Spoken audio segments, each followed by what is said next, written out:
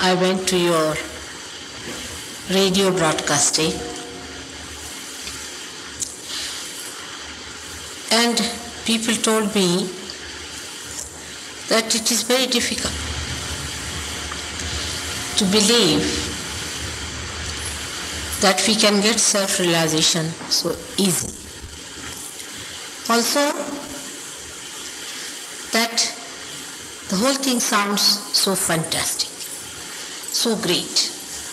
And how can we human beings get our realization so fast?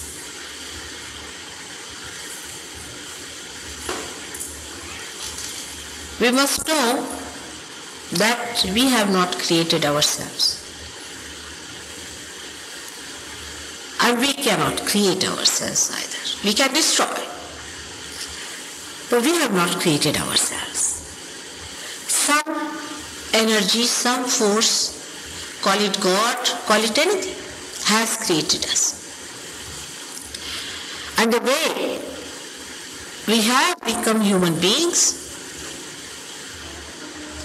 one can see very clearly there has to be some purpose.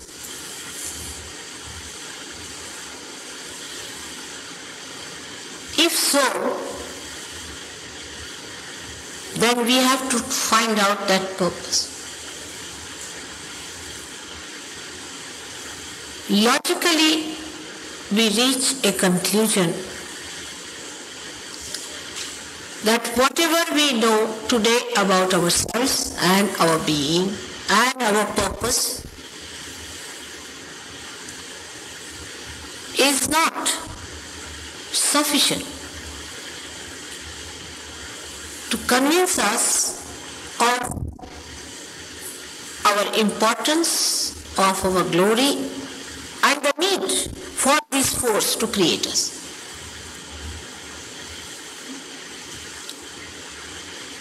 To understand what it is, why are we here, why are we made human beings, are we able to find out with this human instrument we have got, with our human awareness, can we find out why are we here, why are we made? Or is there anything else provided within us that can give us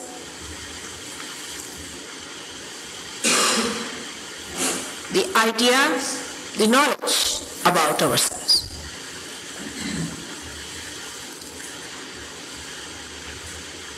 One thing is definite, we must understand that in these modern times, there are many people born who do not accept life as it is.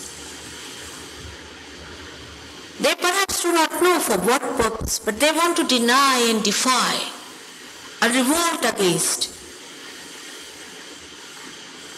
the mundane type of life. They think there's something missing in it.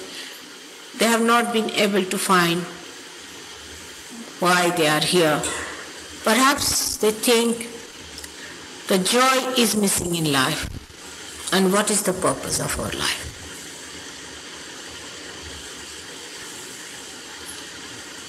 But when we start our search in this direction to find why we are restless, why we are dissatisfied, then we get lost.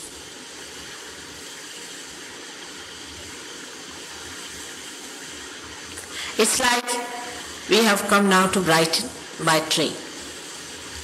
And there is no train to go to a particular point anymore.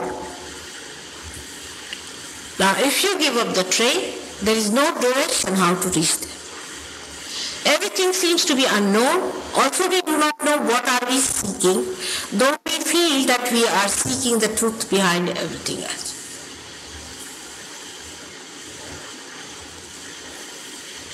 Then, with our reasoning, we have to understand what are we seeking, first of all.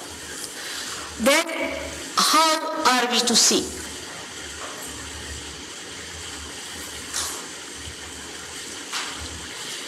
the noble way of seeking anything, for example, your power, your money, your wealth, has to be changed. There has to be some other method by which you have to seek that which is innately missing in you. And that cannot be anything that you have known so far. If you had known that so far, you would not have been seeking. You go to science, you go to arts, you go to any field of knowledge,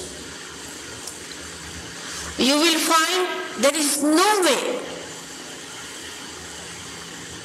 by which you can be guided to this new awareness that you are seeking.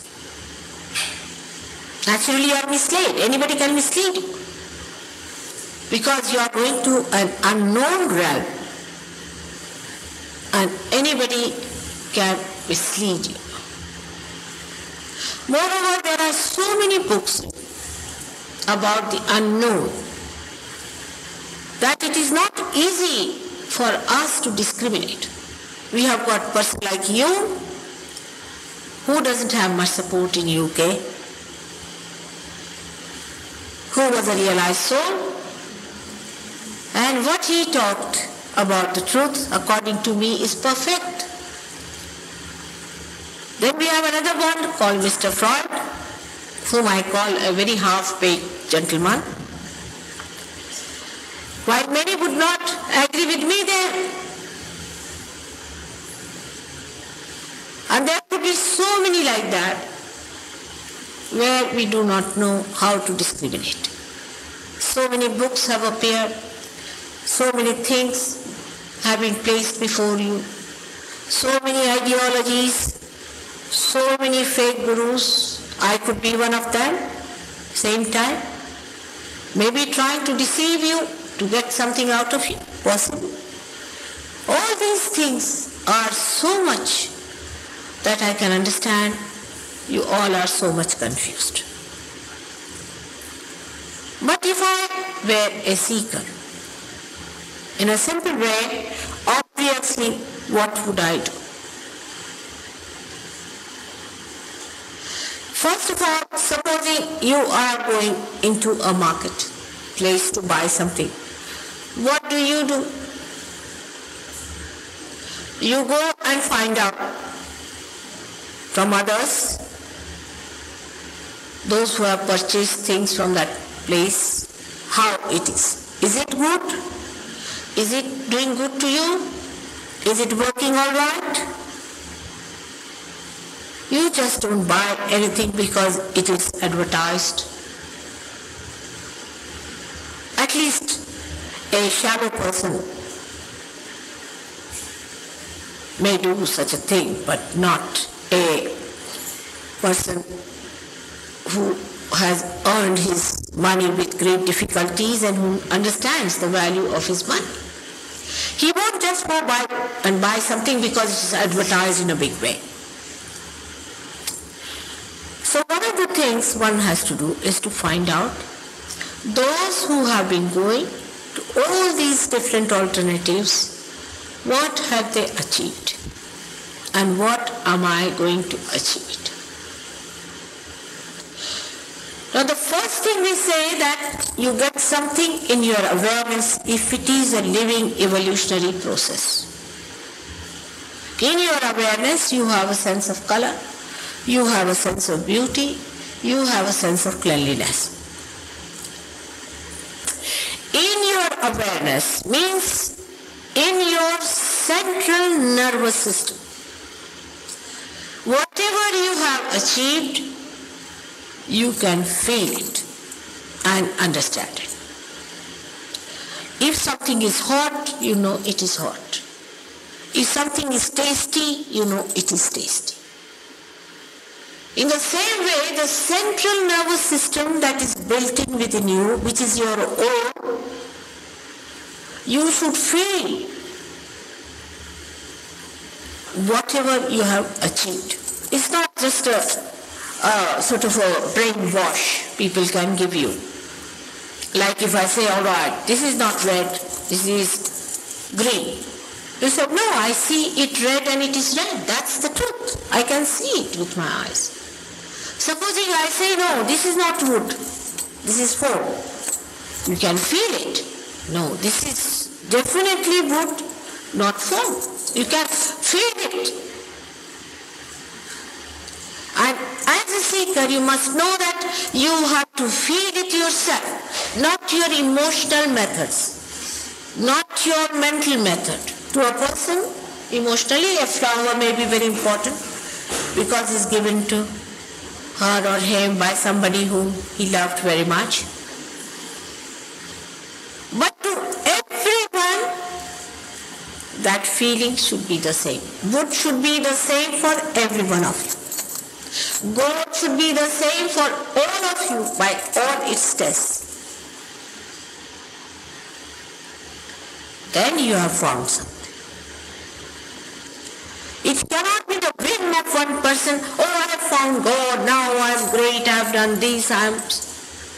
But what is the criteria?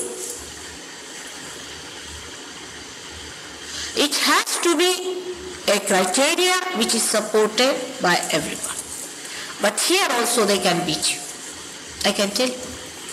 Supposing I have a power by which I mesmerize all of you. You will all say that our mother is this, mother is that. Here we should go further to understand that you may say anything about me. Or say I am above everything and I am this and I am that. And anybody can say like that and advertise about me. But to you who is a seeker, that's not important. You are not going to be a hero worshipper. Just to worship somebody because you think that such a big hero is there. Now those days are gone. The days have come when you have to become the hero. When you have to become something. A time was there where there were very few horse riders. So we used to be enamored by them. Oh, such a one is there. Even today, the footballers, we appreciate them. They are our heroes. Watch them, the Globetrotters. We watch them. But today you have to become that. You have to become your master. You have to know everything. That is the time today. Otherwise, no use seeking. Are you seeking another hero for yourself? Is that hero going to take you somewhere, or he's just going to use you for his own hero worship? So the second point is that what have you become out of it? When you see somebody whom you want to judge, a disciple of anyone, you should know what have you got. What did you gain? Because you have to gain something out of it. That's how you will start neutralizing many people. And then last of all, if the seeking has to be fulfilled, it cannot be done the way you have been doing all other things like paying money. If you pay money, you might even get a seat in the parliament, maybe. Or maybe that if you do some social service or something, you might gain popular votes. But you have to change that. That is not the way you are going to achieve. In this new realm of seeking, it has to be a living process of evolution. Under these circumstances, when it is going to be a new method, it has to be a living method. Please come. This room here, yes. This room here is all right. Now the living method, we human beings don't know. We know and we don't know. For example, as I told you yesterday, if you have to sprout the seed, then you know that you have to put it in the Mother Earth and it will sprout. But you don't know how it works. You don't know that. Anything living you do not know, but you know how it happens. You do not know how to convert a flower into a fruit. You do not know, despite all your science, everything put together. That the living process produces all these results, this you know. But how it works, that you don't. So if it is the living process, it's a very different method which is not so far known to human beings. So logically you reach a point where you try to understand the living processes, how they work. Firstly, all living processes are spontaneous. They are not deliberations. For example, our breathing itself is a living process within us, worked out by autonomous nervous system. Now to understand our breathing, if you have to go to a library or to a university or to a guru, how many will survive? So it has to be the easiest, simplest, spontaneous and intelligible to every one of us. You need not be a graduate. You come this side, please, if you don't mind. You can come. There's a room there also. You can not maneuver or work out a living process. It works by itself, sahaja. Sahaja. Saha means with, ja means born. It is born with you. Yoga means union with the divine. Now many people think standing on your head is yoga. I think it's a misnomer there. Yoga means yugati, means the joining. If standing on the head means yoga, means you are joining your head with the Mother Earth or something like that, it might be. Joining of your attention with yourself is yoga to begin with. Because unless and until you know yourself, how are you going to know the rest of it? So yoga means union with yourself, which enables you to get united with the divine, with the all-pervading power of divinity. To an intelligent man, it's all Greek and Latin, I understand. Because you have never heard, perhaps, in your books about divine. Whatever is done, that is living, is done by this divine power. And because we are not yet divine, we cannot do it, we cannot maneuver it. But once we become divine, we can maneuver it. So now we have to become divine. True Sahaja Yoga means, Sahaja is not sort of a custody of few people. It's for everyone, because it is the right of every human being to become united with the divine, to become divine. Every human being has this right to get this unity. That's what Sahaja Yoga means. That is spontaneously works within every human being, and you have to get to divine.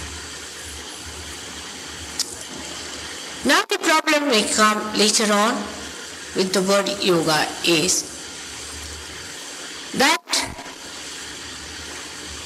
when you become divine, how will you know about it? Then the second meaning of yoga means deafness. Kaushalam, deafness. Is the nearest word for that is deafness. Deafness, how to handle the divine power. So far you have not handled it. You have not felt it, the all-pervading divine power. But then when you have felt it, the second stage will be how to maneuver that divine power. So Sahaja Yoga goes into two stages. First is the spontaneous awakening of your Kundalini, which is the triangular, which is settled in the triangular bone, as I told you yesterday, and I told you the names of the different centers, which are subtle centers within us.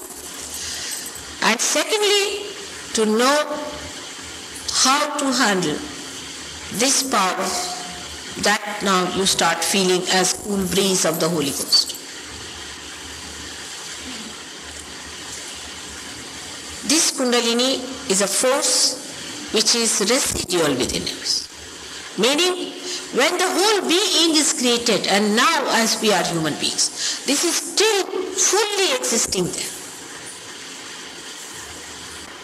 Our impure desires, that's why we do not get satisfied with them. We jump from one to another.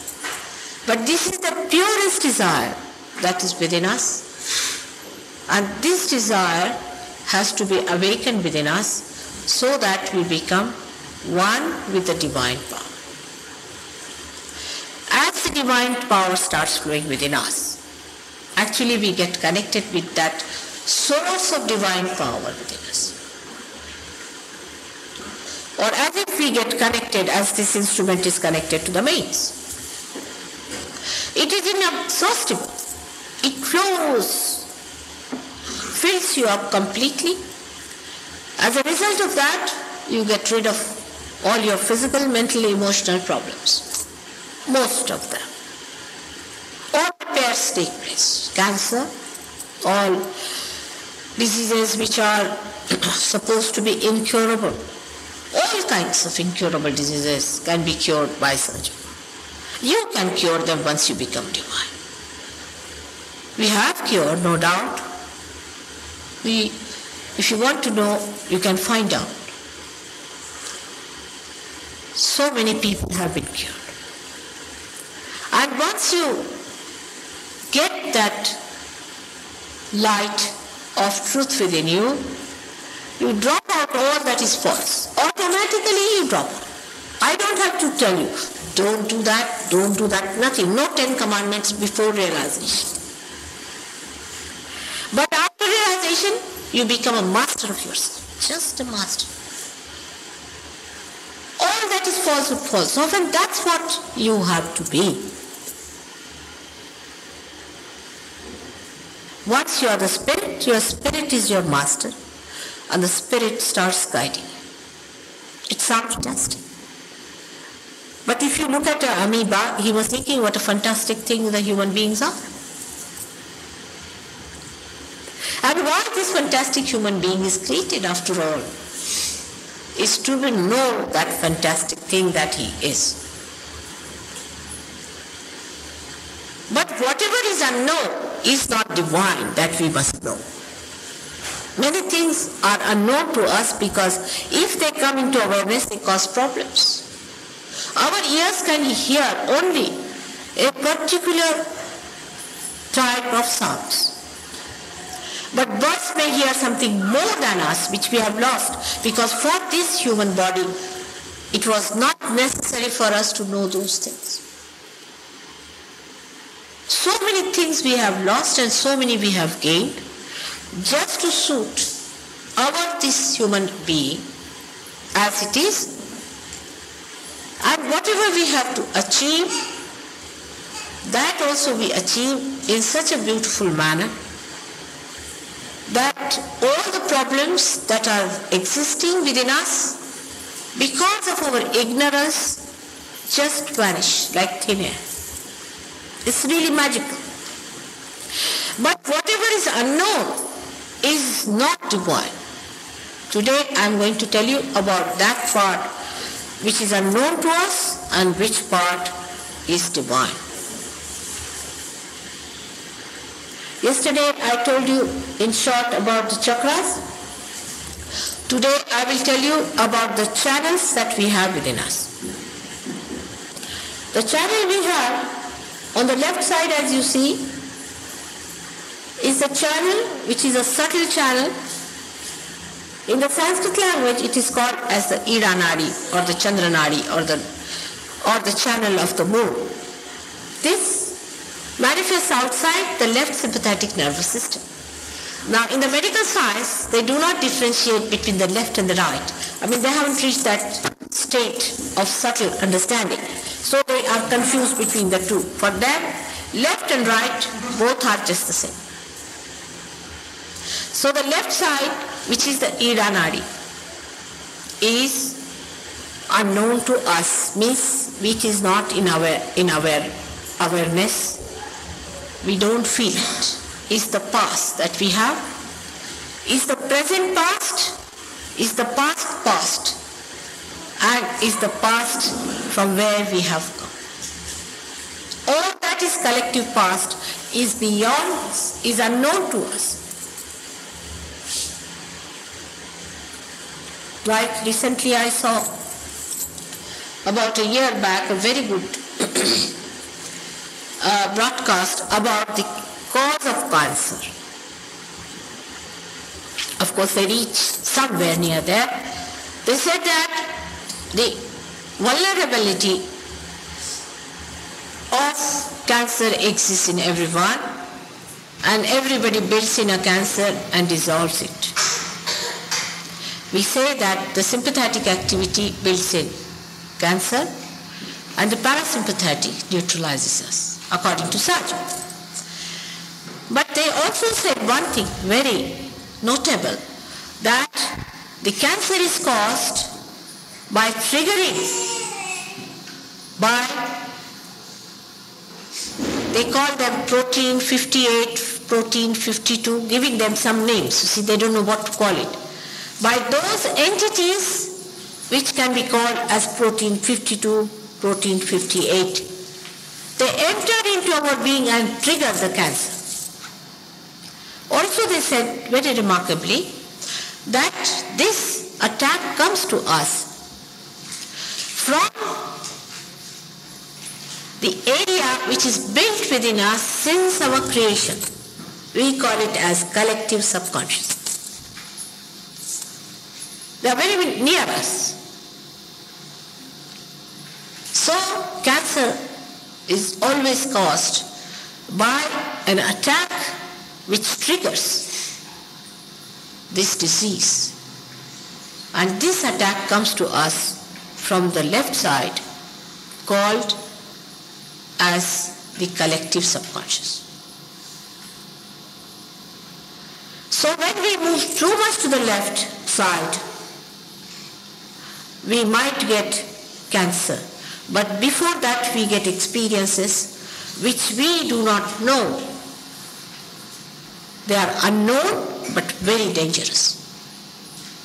Now what are the experiences we get on the left hand side is that first people start seeing their past. They find their bodies are removed and they are flying somewhere and they are left somewhere. Sometimes they start seeing things which they have never seen before. They can gradually start feeling a kind of a numbness in their brain, by which they cannot understand many things. Their memory is very good, but they find they are very lethargic. They cannot get up to do work. They feel hopeless in life. The more they go towards left, with so many things you can do it with certain types of drugs. You can do it if you attend to some gurus by following certain methods which are left-sided. All the methods of mesmerism can take you down there. All the spiritualists and all that. Even people who go to churches or into temples where people are mesmerized, even the temple people can mesmerize you. In the church, if you are sitting on top of the dead bodies, you might be mesmerized. Anything that is dead can cause it. Say you are living near a cemetery. In the night, if you are going about after 12 o'clock somewhere, maybe in the night you can be possessed. And the result of that ultimately becomes very obvious that people just get possessed in the beginning. Once they are possessed, they start accepting that possession and behaving in a very strange manner for other people, but they themselves feel quite happy about it. It goes on moving towards the left more and more. People can get epilepsy. People can get diseases which can be called as schizophrenic or any psychological problems which doctors cannot cure, and the psychologists are also trying to fumble at it. Because left side is the psyche. That's why I said that Freud was absolutely half-baked. He only knew about the left side, not about the right side. So all left-sided problems start coming to you. Recently I heard about a disease called AIDS, which is now gripping many people in America and may grip people here. It is also another left-sided attack. Promiscuousness, all these things are left-sided, are emotional things. You run after emotional things and you go into the unknown and you are hit there in your ignorance, and then you don't realize why. We were seekers, yes. You have been seekers for ages, no doubt. But you did not use your common sense, your wisdom, what you were doing. All those gurus who teach you that sex can take you to God and all this nonsense can take you to the left. All these funny ideas that they give you can take you to left. Then the right-sided are also there, so many people who can do that kind of thing. So this is one unknown area I have described to you, is the collective subconscious. On the right side is another channel called, as the Pingala Nadi is the Surya Nadi, is the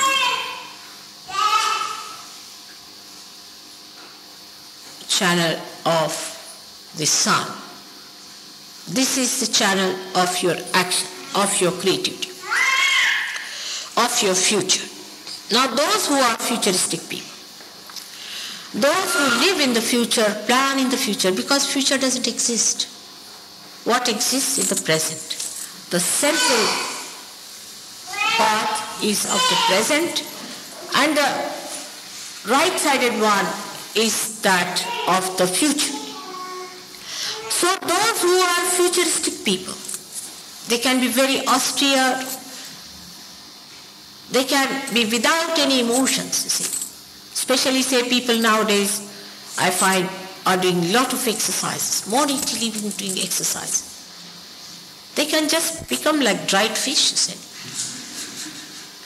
Not even a grain of emotions. So the one on the left side talk of love, you must have love and all that. The others, they say discipline. Come along now, like military, wars, this, that. No compassion. No love. Talk of love is nonsense. There's nothing like emotions. Forget it. So the right-sided people become extremely strong-headed, very futuristic. When they become futuristic, they can even forget their names. To that extent they can go. Their past means even their names. I have known one gentleman who forgot even the name of his wife, and she was crying and crying. Just see, he forgets my name every time I tell him, he forgets it. I've been married with him for 30 years. And now just imagine, he's forgetting my name. What a mess he's in. He doesn't remember my name. He forgot the name of his father, everybody. But she was very upset. She said, the father is gone. He's now no more there to be. But I'm here to face this thing that he doesn't even remember my name. He was that futuristic. He must be remembering the name of his future wife, perhaps, the way he looks. It is so absurd a thing to be that futuristic, because future doesn't exist. But in the presence, in the present you live, then you are with reality. Future doesn't exist, the past is finished. But if I tell you be in the present now to be, you cannot be. It's not possible. Either we are in the past or in the future. And beyond the future there is another horrible realm that exists, which is called as the collective supraconscious. This collective supraconscious was used by Hitler. And many leaders can use this. You see, they'll frighten you, they'll tell you that this is going to happen, or maybe they might say that we are the highest race, like Hitler said. And everything, you see, looks like that to people. So the left-sided people are the people we call as the ones which are having a big superego or the pineal body acting, and the right-sided are the people who have too much of ego with the pituitary acting. Both are equally just the same. The one who are left-sided torture themselves. They will starve, they'll put knives into their bodies, they'll put nails into their nose or pierce pins into their faces. Color their heads. It's very dangerous to color your head like that. I have known people coming from that kind of thing. They are about to be blind. These pigments and all that, one has to be very careful. But when it happens to them, then they come. Doesn't matter. Still one can work it out. But the right-sided people are the ones who torture others, who overpower others. They think they are the right. They'll convince you that they are right. And you will just be with them. They have a sharper intelligence in a way, which is not wisdom. Because to have one person carrying the whole load upon himself and taking all of them into hell or into a situation that Hitler created for the Germans today. No one trusts Germans. And the Germans are so apologetic, you see, all the time. If you have been to Germany, especially to East Berlin, you'll be surprised. They're so apologetic. Oh, they say it was a political mistake. It was this mistake. All the time they're so apologetic. So a person who is right-sided can also create an aura, a kind of a big thing, and people can jump into that. Because it is unknown. It was not known to Germans what it was to feel that they were a special race. But do you know that Hitler used these horrible lamas to give him this power to absolutely entice these people? He tried all these tricks on them because he learned how to entice them. It's an established fact. So a person, if he gets possessed by power, he can get you also possessed by it. And you lose complete control over your own understanding. And no connection is there now with the whole. You don't think of the whole. A man who is ego-oriented acts on his own and starts destroying others and making others also the same way as he is. Now this realm of ego is not known to you. And that realm, if it comes on you, you will not recognize it. It gives you another type of physical diseases also, like heart disease. If a person has a heart trouble, there are two types of heart troubles according to Sahaja Yoga. One is a lethargic heart, another is an overactive heart, and the treatment is just the opposite. While in the medical science it's only heart trouble. Whether it is angina or whether it's coarctation of aorta and pulmonary vein or anything it is, just the same treatment they give to a patient. But there are two types of people, one who are left-sided, one who are right-sided. And the third type of people are the people who are in the center, who live in moderation. But in seeking you do move to the left and the right. In seeking you do move. If you are wise, you keep in moderation in the center. Tradition helps a lot if you respect the traditions. Not all the traditions are good, but some traditions do come from the unconscious. And the more you are prone to the unconscious, the more you are guided by it. Simple-hearted people, village folk, who are not so complicated, who don't use their mental projections so much, are very much near it. Very much near. They know who is an incarnation, they know who is a divine person, they know who is fake. But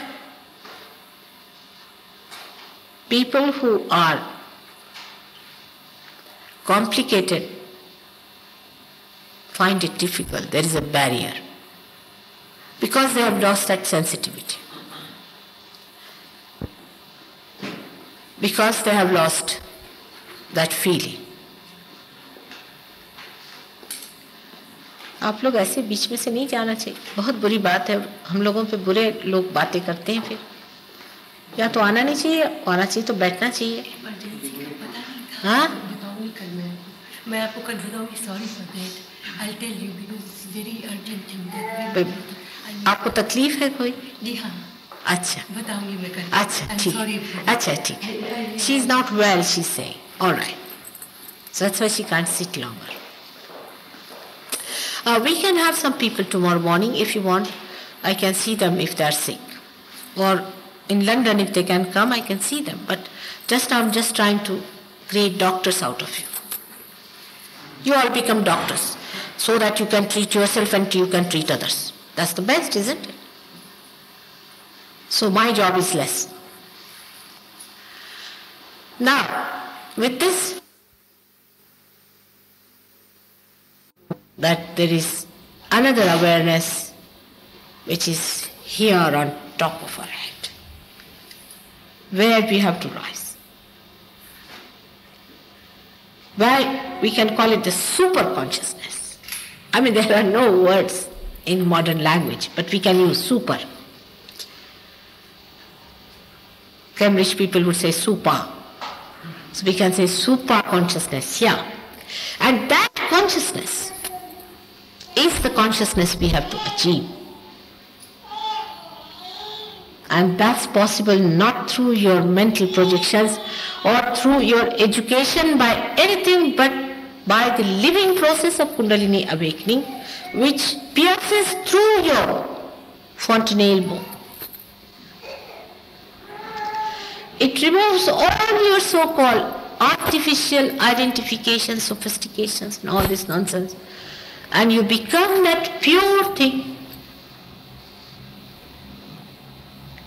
your spirit. And that's what is the super consciousness you have to achieve. Then you become, again I say, it is not just a brainwash. You become that.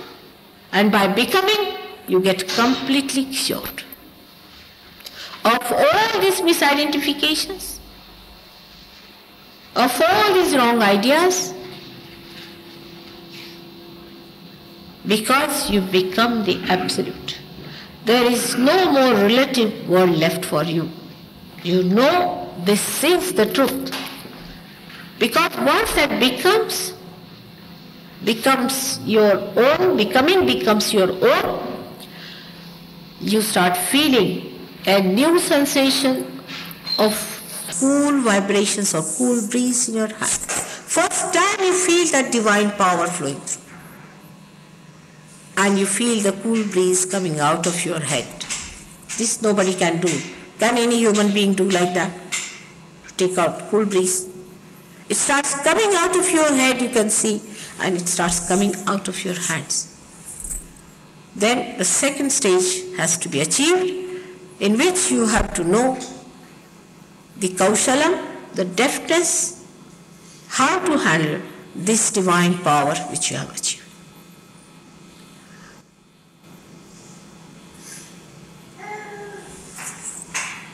This is a very vast subject because so far whatever you have done through your human awareness. Whether you have accepted the knowledge of this tree or the culture that we see or anything also that you have done through human awareness. And whatever seeking you have done is also through your human awareness. You have to have the awareness of your spirit, to go to the roots, to understand the knowledge of the roots that are nourishing this tree. Whole economics, politics, everything that you have outside has deep roots within yourself. Unless and until you understand those deep roots, you will not understand the oneness of the whole thing. An example I'll give you about politics now. There's a big problem between communism and capitalism. They are all one, perhaps you do not know.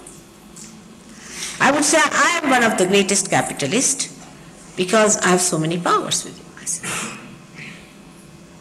But I am the greatest communist because I am a sharer. I can't live without sharing it. Both things meet. When you have real power, then only you can have real sharing. This is all artificial sharing.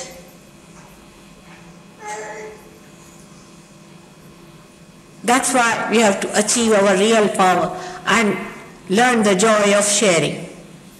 You automatically become a communist if you are a real capitalist.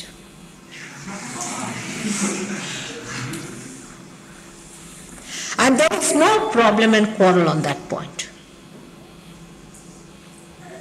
All knowledge of economics is superficial. Why? Because you talk about human beings who have desires or wants, as they call it. Want is the word. Wants which are satiable in particular but not satiable in general. We talk of the want which is satiable in particular, also in general. So the knowledge of economics that you have is still on a shallow level. In the deeper level, once you have this, then the satisfaction itself becomes part and parcel of you. There is nothing to be desired anymore. First, you are facing a person or someone to desire something from that person or from that position, from that chair, or maybe from that food, or maybe from that house. Now it's the other way around. You give it back. You take from the nature morning till evening, you are exhausting the nature. Now you give it to the nature. How? If you now give these vibrations to a tree which is dying, it will survive. We have experimented in India in an agricultural college with many professors there, that if you give vibrated water to the land, or which is irrigated by vibrated water, you get 10 times more the yield, and it's not like hybrid to taste. It's very nice to taste. The food is very nourishing. They have tried with Indian cows. If you give them vibrations, vibrated water to drink, they produce milk. Supposing they were producing, say, 4 liters or say 5 liters, they start producing something like 20 liters. Maybe an Australian cow may produce 25 liters. But they produce in between, say 20 liters, but the milk of an Australian cow will make an Indian a vagabond. He'll be very rude, he'll not respect anyone, he'll have no sense of respect. It's all funny for us when the children start taking that milk, you see. They hit you back, they become boxers, all sorts of, you see, traits from Australia just crawl into India, which we are not used to. But if you give this milk to an Australian, he becomes a sober person. He becomes a sweet person, because he comes in the center. And Indians who are all the time frightened, worried, upset about money, come in the center. So it affects everyone. To bringing left to the right is not the way to improve, but bringing left to the center and right to the center. And that's how you give back to the nature. Whatever you have achieved from the nature, you have got from the nature, you give it back. And that's only possible if you become the real capitalist, to give back.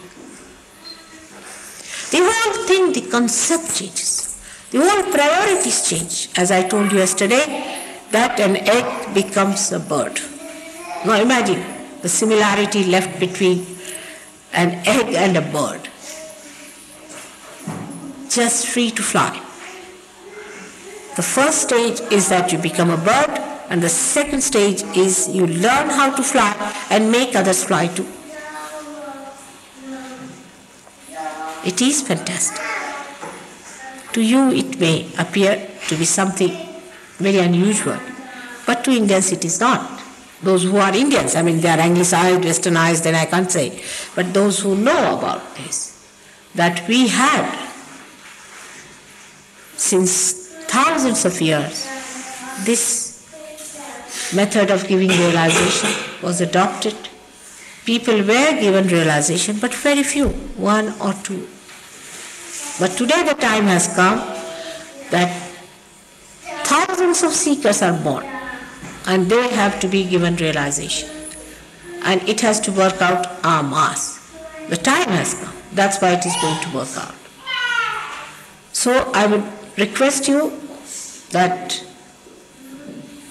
you should today ask for your realization and work it out and get your realization. I'm here only for today, I'm sorry to say, in Brighton.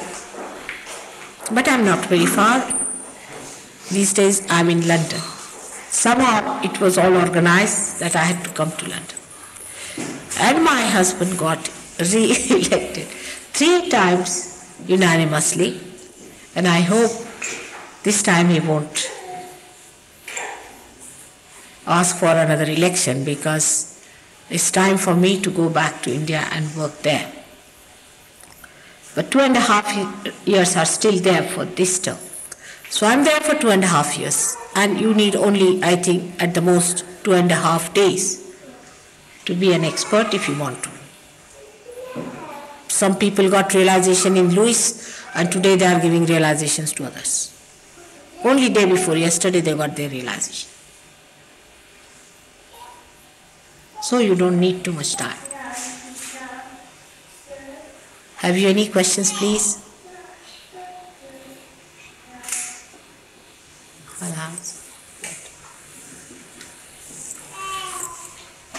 If you have any questions, please ask.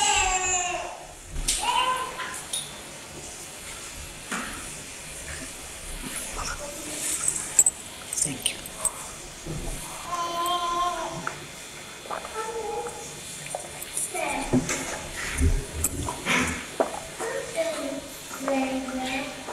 The other night in Lewis, when you told us to put our hand on our hearts, and then here, we had to do this 16 times, saying, I'm not guilty.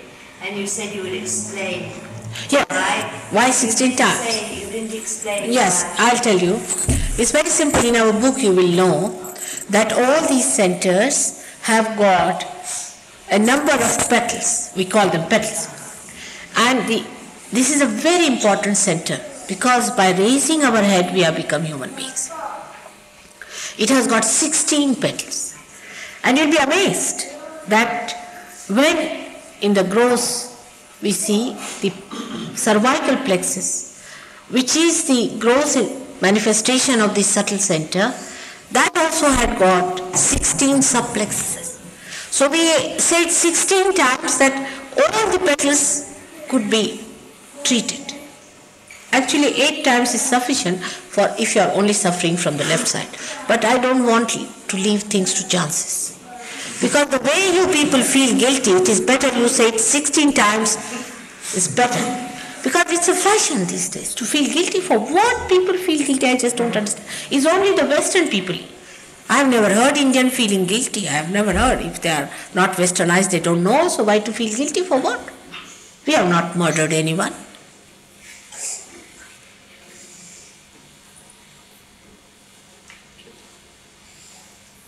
And if you are guilty, then the courts will find it out. Why should we criticize ourselves to be guilty or anything?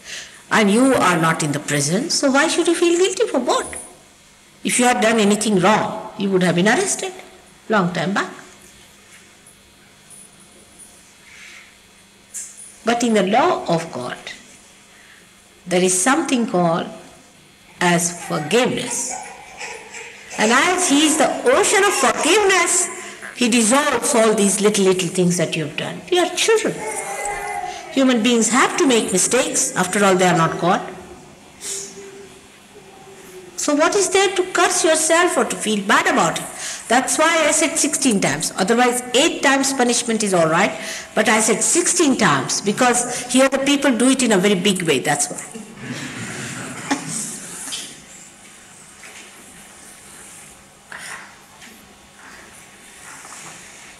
These are all different number of petals, as you can see, the 4 for the first one, 6 for the second, then 10 for the central one, then 12 for that one, the heart, this one 16, this is 2, and then 1,000. But we make it simple. There are 7 centers in the limbic area. The seats of these 7 centers is in the limbic area, so we just say 7 times for this.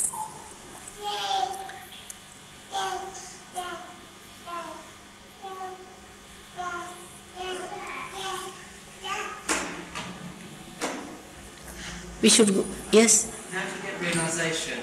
I've come here for realisation. What did you say? Please repeat it. I've come to get realisation. I haven't yet. He says, can he have realisation, Mother? Huh? May he have realisation, please. That's the best. That's the best thing that you have asked for. Yes. How do I get it? Yes, that's what I'm just waiting to see. That's great. That's a very good thing to say.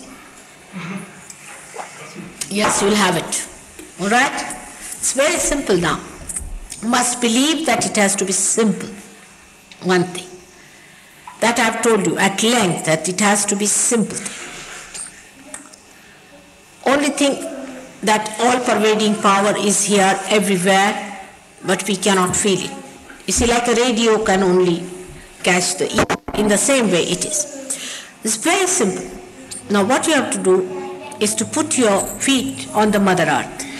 Why? Because she helps us. She helps us a lot. Take out your shoes will be better to give you some connection with all these artificial things, I don't know, but still, let's start. So better take out your shoes, it will help. And also, when you take out your shoes, there's a little relaxation to your feet. You see, just take out your shoes like that and put your both the feet straight like that and your hands like this. Why don't you do it? It's very simple. Yes, it's very simple. It helps.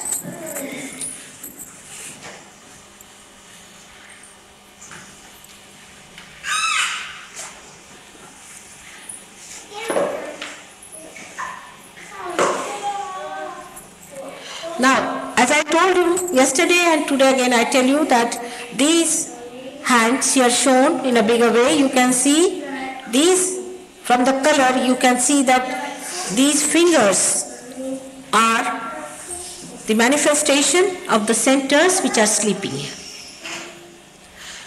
Now, these are 5, 6 and 7 on the left hand side, and these are 5, 6 and 7 on the right hand side. So these centers, when joined like this, say now this is the spinal cord. In the center you can see here is the spinal cord. So the left and right join, and that's how a center is formed. Now these centers are represented on your fingers. As I told you yesterday, Muhammad Sahib has clearly said that at the time of resurrection, your hands will speak. He has talked more about the time of resurrection than the time of doomsday. Really. But those who read Quran never talk of resurrection. They think they are already resurrected. But they talk of the doomsday because everybody should be frightened of the doomsday, you see, so they all cling to these mullahs or to the priests or to the pandits and all this. But they don't talk of the resurrection day, which is at length so much vividly, clearly described. Now, so these hands that you have, you don't think much of them, perhaps, but they are very great. You have to just spread your hands like this, in a very simple way, put them on your lap and be comfortable. That's important. There should be nothing uncomfortable about it. Just put your hands straight like this. Just straight like. And close your eyes. Before closing your eyes, you can take out your spectacles, because spectacles will little bit disturbing. As the eyes also get cured, eyes also get vibrations. So better to give a greater chance to your eyes. It's better to remove your spectacles and close your eyes. You don't have to open your eyes. Because when the Kundalini is rising like that, and she comes up to this center, that time if your eyes are not closed, she may fall down. And some of it may not even rise at all. So some of you may not have the ability. So better at least to take out your spectacles also. If there is anything tight here, you can little bit loosen it. I mean, if it is very tight, but if it is not very tight, it's alright.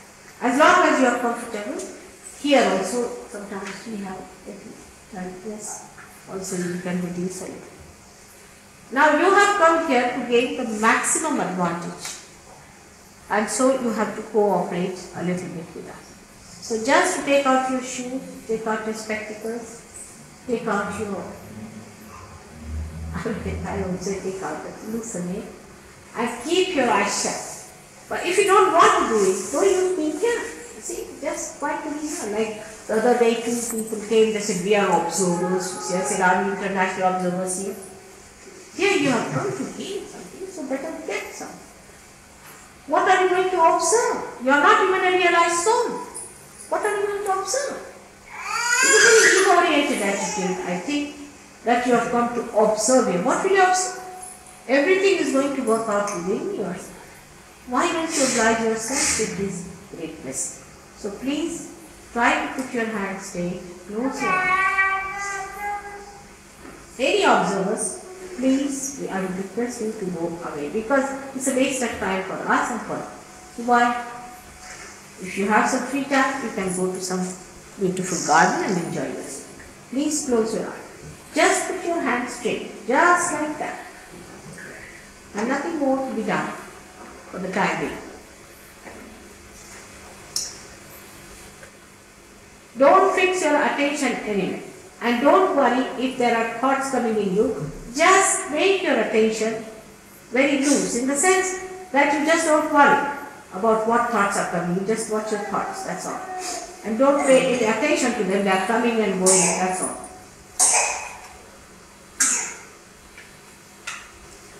Put your hands straight towards me on your lap, with your fingers open towards me. Just like straight, that's all. With the fingers little bent towards me, that's all.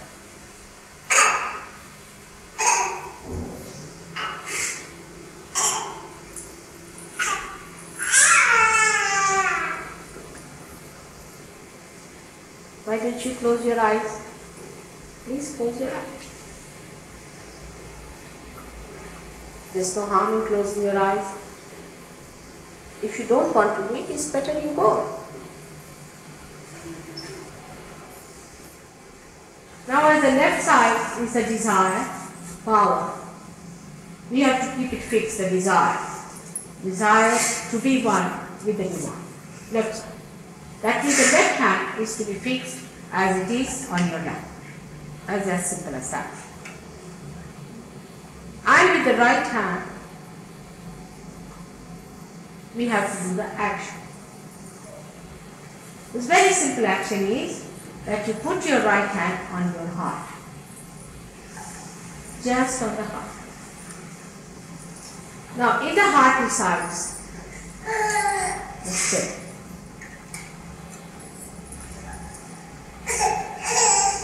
At this stage, in your heart, you have to ask the question to me, Mother, am I the spirit? You are that, but you better ask the question because still you are not sure. So just ask the question, Mother, am I the spirit? As an answer to that, the spirit may be awakened.